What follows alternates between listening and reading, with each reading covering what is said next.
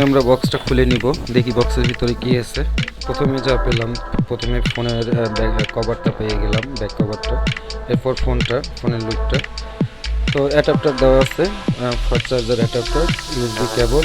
দেন ফোনটা একটু সরাই রেখি, ফোনটা দেখি যে ফোনের ইউএসবি টাইপ সি পোর্টের চার্জিং দেওয়া আছে। ফোনটা চালু করলাম, চালু করার পর দেন সেটআপটা, সাইডের লুকটা দেখতে পাচ্ছেন, ফিঙ্গার দেওয়া আছে, স্ক্রিন ফিঙ্গার।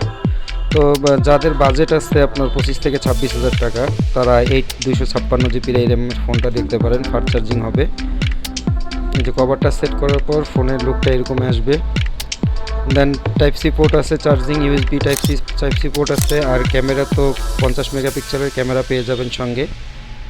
ফোনের লুকটা আমি আপনাদেরকে একটু দেখাই, ভিউ করে একটু ফোনের লুকটা দেখতে পাচ্ছেন।